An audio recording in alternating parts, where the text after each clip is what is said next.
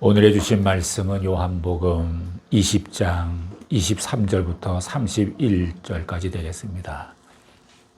오늘의 말씀은 부활을 믿는 자들의 축복이란 제목이 되겠습니다. 안식 후 첫날 이른 새벽, 즉 주일 새벽이 되겠습니다. 막달라 마리아는 예수님의 무덤을 향해서 달려가서 그러나 시신을 발견하지 못했습니다. 당황한 이 막달라 마리아는 베드로와 요한 두 제자에게 달려가서 이 사실을 알립니다. 그 제자들 역시 달려가서 무덤에 보니까 예수님의 시신을 찾을 수가 없었습니다. 아마 그들은 이때에 이게 부활이 아닐까 이렇게 생각했을까요? 그렇진 않은 것 같아요. 그들은 심한 충격에 휩싸인 채 아무 증거도 찾지 못하고 집으로 돌아왔습니다. 제자들끼리 이런저런 이야기를 하면서 하나둘씩 모이면서 그들은 문을 닫아 걸고 있었죠. 그때 부활하신 예수님께서 그들에게 나타나신 것입니다. 그리고 예수님께서 그들에게 세 가지를 말씀해 주셨습니다. 너희에게 평안이 있을지어다 이런 말씀해 주셨고, 아버지께서 나를 보낸 것 같이 나도 너희를 보내노라. 그리고 숨을 내쉬면서 성령을 받으라 이렇게 말씀을 해 주셨습니다. 예수님께서는 지금까지 말씀하신 것 중에서 가장 중요하고 핵심적인 메시지도 주십니다. 용서의 메시지입니다. 23절을 함께 보시겠습니다. 23절 시작. 너희가 네 죄든지 사하면 사여질 것이요 네 죄든지 그대로 두면 그대로 있으리라 하시니라. 이것은 용서의 메시지입니다. 용서는 기독교의 최선이자 핵심입니다. 내가 누군가를 용서하지 못하고 있으면 그것은 마치 내가 인질범이 되는 것을 느낄 수가 있습니다. 인질극을 벌이고 있는 거예요. 용서하지 못하고 분노하고 있으면 그 상대를 인질 삼고 있는 것이죠. 인질을 꼼짝 못하게 지켜야 하고 신경이 곤두세워지고 감시해야 되고 피곤해져요. 잠도 잘 못 자요. 독을 품게 되니까 얼굴도 미워집니다. 아주 피곤해지죠. 그런데 그 인지를 풀어놓아 다니게 하면, 자유케 하면 더 이상 감시할 필요도 없고, 그리고 내게도 자유함이 찾아오고 잠도 잘 자게 돼요. 이것이 바로 용서의 모습이 아니겠습니까? 결국 용서라는 것은 먼저 나를 위한 것입니다. 나를 위한 것이에요. 용서는 세상을 이길 수 있는 유일한 방법이기도 합니다. 우리는 자신을 용서하고 가족, 이웃, 동료들을 용서해야 합니다. 예수님께서 용서의 메시지를 전하시는 중요한 자리에 제자 중 한 사람인 도마가 없었습니다. 요한복음의 저자인 요한은 도마에 대해서 3번을 기록하고 있습니다. 한 번은 나사로가 죽지 않았습니까? 그때 예수님께서 가자, 나사로에게 가자 그랬습니다. 그때 제자들이 말했어요. 그곳에는 또 유대인들이 우리를 돌로 치려하려는데 또 가시려고 합니까, 예수님? 이때 이 도마가 이렇게 말했습니다. 우리도 주와 함께 죽으러 가자. 베드로 못지않은 이야기를 그때는 했습니다.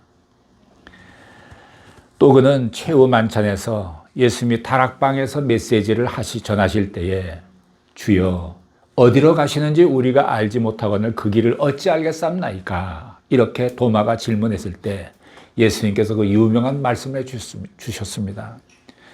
내가 곧 길이요 진리요 생명이니 나로 말미암지 않고는 아버지께로 올 자가 없느니라.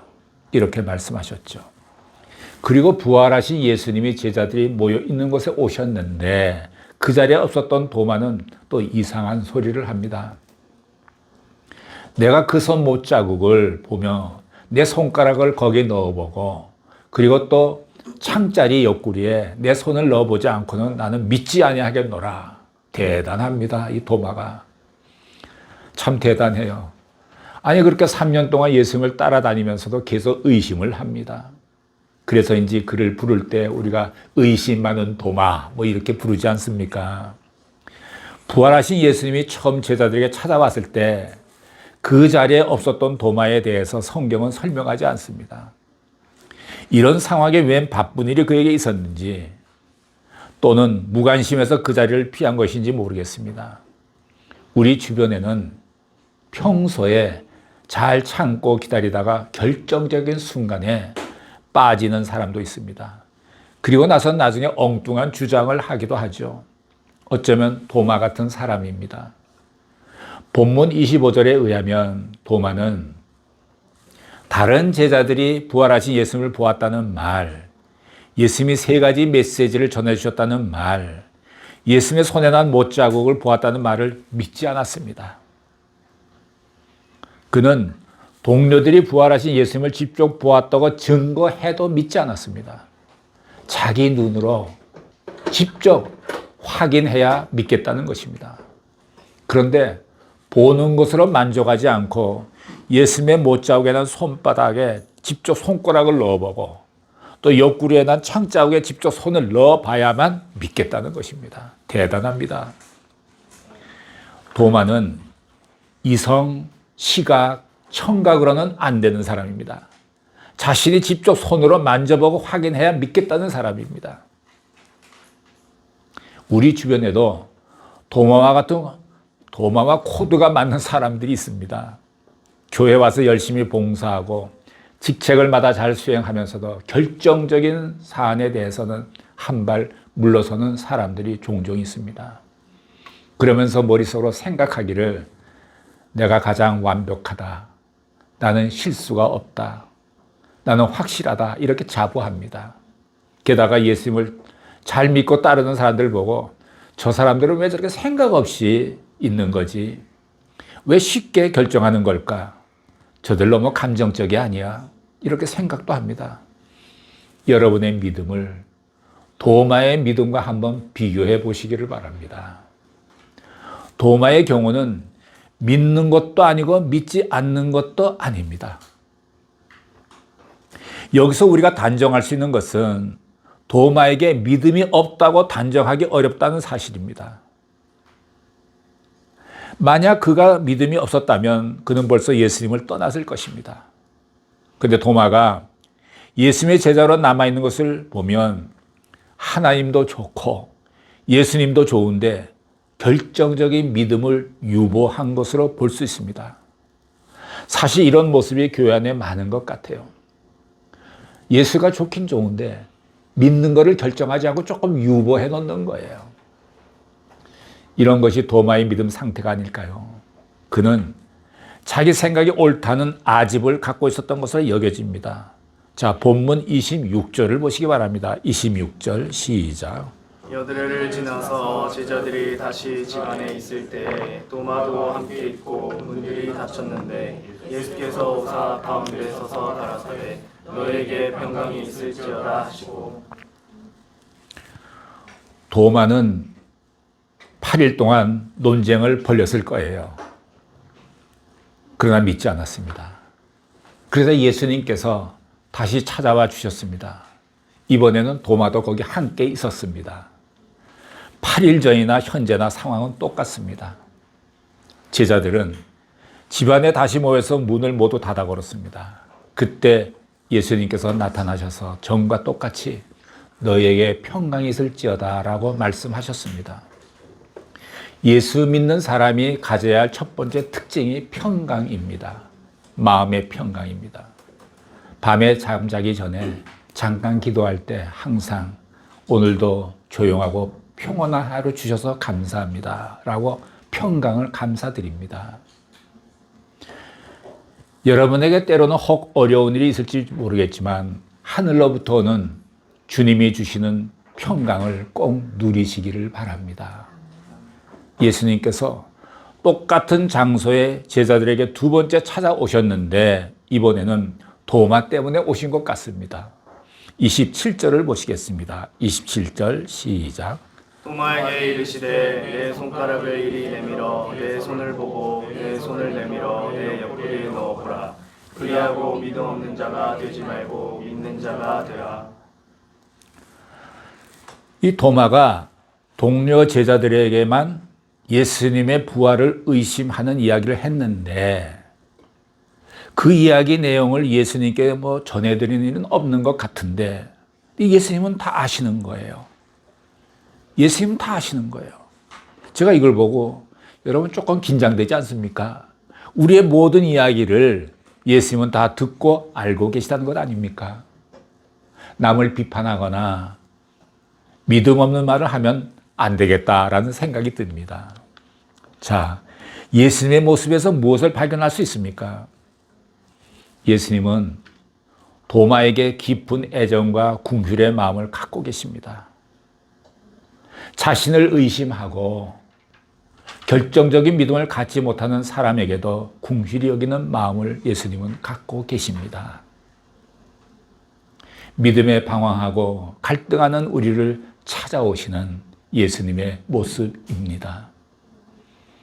때로는 계속 저항하고 방황하는 우리를 불쌍히 여기시고 일부러 찾아오시는 예수님이십니다. 그리고 도마를 야단치거나 비판하지 않으셨습니다. 도마를 불쌍히 여기신다는 증거입니다. 우리가 실수할 때 예수님은 정죄하지 않으시고 믿음을 갖게 되기를 바라고 계십니다. 예수님은 도마가 원하는 방식대로 그의 의심을 풀어주십니다. 예수님께서 지금 도마의 수준으로 내려가 주신 것입니다. 우리가 새신자에게 우리의 믿음의 위치로 올라오라 하면은 강요해서는 안 됩니다. 어떻게 올라오겠습니까? 우리가 그들의 수준으로 내려가서 그들을 떠받쳐서 함께 올라와야 합니다. 예수님께서 높은 하늘 보좌에서 낮고 천한 이곳으로 내려오셔서 우리를 이끌어 주시지 않았습니까?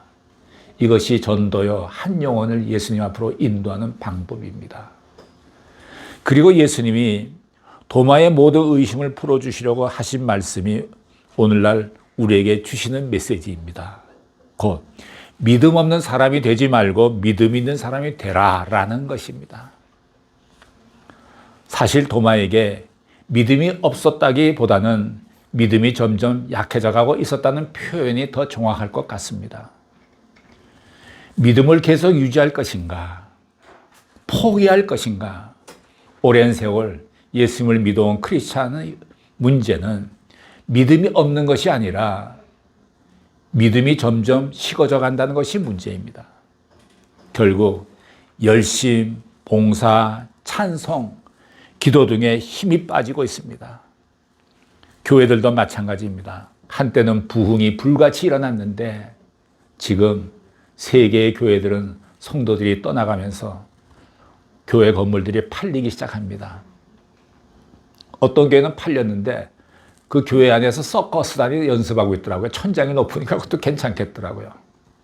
또 어떤 교회는 또 팔렸는데 술집으로 팔리고 모슬렘 사원으로 팔리고 도서관으로 변한 건물도 있고 영국을 비롯해서 영국이 제일 많은 것 같아요. 비롯해서 유럽 교회들이 지금 그렇게 되고 있습니다. 일본의 빈집에 악기야가 많지 않습니까? 빈집 악기야가. 뭐 800만 호락을 더니 지금은 뭐 1000만 호에 가깝다고 그런 소식도 들려와요. 일본 교회들도 머지않아서 악기야가 될 교회들이 속출할 것 같아요. 초고령자 신자들이 몇 명이 그냥 교회 건물만 지키고 있을 따름입니다. 코로나로 인해서 한국 교회도 예배 출석 인원이 20%, 30% 줄었다는 얘기가 있습니다. 이렇게 많은 사람들이 온라인 예배를 드리면서 이전 습관이 돼서 교회 안 가고 온라인을 드리는 거예요, 예배를. 예. 근데 온라인 예배를 드리는 것도 뭐 괜찮긴 한데 조금 안타까운 거는 우리가 하나님 앞에 나가서 제사 드릴 때는 반드시 제물이 있어야 되는데 온라인 예배 드릴 때는 헌금이 없다는 것이 조금 부족한 것 같아요. 그래서 어떤 분은 차곡차곡 모았다가 또 드리기도 합니다. 우리는 이 마지막 때를 맞이해서 믿음을 잘 지켜야 하고 더욱 믿음의 뿌리를 잘 내려야 합니다. 그래서 항상 말씀과 기도 가운데 거하라고 말씀드리는 것이죠. 말씀과 기도 가운데 거하십시오. 이런 말씀을 너무나 많이 들어왔기 때문에 우린 다 식상해 있어요. 식상해 있다고요. 그러나 우리의 살 길은 그것밖에 없기 때문에 자꾸 강조하고 또 강조하는 것을 여러분들이 이해해 주셔야 돼요. 자, 28절을 보시겠습니다. 28절 시작. 도마가 대답하여 가로되 나의 주시며 나의 하나님이시니이다. 드디어 도마가 깨어집니다. 십자가를 보고도 깨어지지 않다가 부활을 직접 보고서야 깨어집니다. 이성을 가진 인간은 죽음에 대해서는 이해는 하지만 부활에 대해서는 이해하지를 못합니다. 교회에 나가서 착한 일을 하는 것이 기독교가 아니라 부활하신 예수를 믿는 것이 기독교입니다. 살아계신 예수님을 만나는 것입니다. 예수님이 부활하셨다는 사실을 믿는 것입니다. 도마가 내 주시며 내 하나님이십니다 라고 고백할 때 아마 무릎을 꿇었을 거예요. 그의 몸 안에 새로운 영이 들어오고 생각이 달라지고 형언할 수 없는 영적 감동, 영적인 감동이 있었을 것입니다. 이 도마는 인도에 가서 전도 활동하다가 순교했다는 그런 전설이 내려오고 있습니다. 그래서 인도에 가면 도마 교회가 있습니다. 토마스 처치라고요. 예, 부활을 믿는 자는 순교까지 갑니다. 스데반이 돌에 맞아 순교할 때 예수님이 하늘 보좌에서 서서 바라보고 있는 모습을 스데반이 보면서 순교했습니다. 이 순교자가 순교당할 때에 육체의 고통이 얼마나 크겠습니까? 근데 참 재밌는 게 있어요. 그 순교자들이 육체의 고통을 겪고 죽어가는데 아마 순교당하면서 나중에 보니까 미소를 남기고 있어요. 어떻게 몸에 통증 있는 사람이 미소를 남기고 죽을 수가 있단 말입니까? 그러니까 아마 순교할 때는 반드시 예수님께서 그를 품에 안아주시는 것 같아요. 통증을 느끼지 못하도록. 여러분, 고통스럽다면 어떻게 미소 지을 수 있겠어요? 여기 보면 스데반도 천사와 같은 얼굴이었다고 하지 않습니까? 그래요. 세상의 지성인은 하나님을 믿지 못하는 이유에 대해서 수많은 꾀변을 토해냅니다. 어쩌면 믿을 수 있는 증거와 믿을 수 없는 증거가 반반 있는 것 같아요. 따라서 이 믿음은 선택의 문제입니다. 선택의 문제. 개인이 믿는 대로 선택하는 것입니다. 믿음은 이성놀이가 아닙니다. 자신 있는 행동입니다. 믿음은 자기 의지이고 삶의 결단입니다. 우리는 나쁜 말을 할 수도 있고 좋은 말을 할 수도 있는데 의지적으로 좋은 말 하기로 결정하는 것입니다. 그와 마찬가지로 우리가 가야 할 길을 의지적으로 선택하고 행동으로 옮기는 것입니다. 에덴 동산에서 아담과 이브는 선악과를 먹을 수도 있고 안 먹을 수도 있었습니다. 그러나 그들은 먹기로 결정한 것입니다. 이것이 자유의지와 선택의 관계입니다. 우리는 자유의지를 하나님을 위해 사용해야 합니다. 그래서 우리가 큐티를 하면서 육체의 소욕을 따르지 아니하고 성령의 소욕을 따르며 살려고 그 길을 선택하는 것입니다. 선택하는 길이 좁고 외롭고 고통스러울지라도 그 길이 옳다면 갈등을 접고 선택해야 합니다. 마지막으로 29절을 보시겠습니다. 29절 시작. 예수께서 가라사대 너는 나를 본 고로 믿느냐 보지 못하고 믿는 자들은 복되도다 하시니라. 도마는 주를 봄으로 믿었습니다. 또한 그 당시 모든 제자들 역시 보고 믿었습니다. 그러나 그 후에 모든 신자들은 주를 육안으로 보지 못하고 그 복음을 귀로 듣고 믿습니다. 지금도 실증론자들은 이성에 맞는 것을, 신비주의자들은 감정에 맞는 것을 믿으려고 합니다. 그런 걸 보면서 믿으려고 해요. 히브리서에서는 믿음은 보지 못한 것들의 증거라고 기록되고 있습니다. 보지 못하고 믿는 자들이 복이 있다고 예수님은 말씀을 하십니다. 오래전에 35년 전쯤 제가 평신도 구역장으로 있을 때에 우리 구역시들이 거의 모두 박사들이었어요. 지난주에 오셨었죠. 뭐 의사 부부도 많고 대학 교수도 많고 근데 그분도 굉장히 지성적이고 아주 이성적이에요. 제가 뭐 이렇게 성경을 말씀을 드리면 뭐 이렇게 시큰둥한 표정도 있고 근데 그 우리 구역 식구 중에 한 분이 그 미용사가 있었어요. 여자분이신데 미용사인데 그분은 이렇게 말하는 거예요. 저는 그냥 믿어줘요. 그냥 믿어진다는 거예요. 그래서 제가 야, 이 사람 참 복 받았네. 남은 이성적으로 생각을 하는데 이 사람 그냥 믿어진다는 거예요. 그게 은혜가 아니고 무엇이겠습니까? 우리 모두 그렇게 믿어지기를 바라요. 예. 그렇습니다. 그래서 선택받은 사람이 되는 거죠. 우리는 믿지 않는 사람들이 되지 말고 믿는 사람이 되어야 하고 보고 믿는 사람이 되지 말고 보지 않고 믿는 사람이 되어야 합니다. 그래서 우리의 삶에서 날마다 결정적인 믿음을 가지시기를 예수님의 이름으로 축원합니다. 기도하시겠습니다. 사랑하시는 하나님 아버지, 도마처럼 의심이 많을 수밖에 없는 우리들이지만 보고 믿는 것이 아니라 보지 않고 믿는 저희 모두가 되도록 성령님께서 도와주시옵소서. 예수님의 이름으로 기도드렸습니다. 아멘.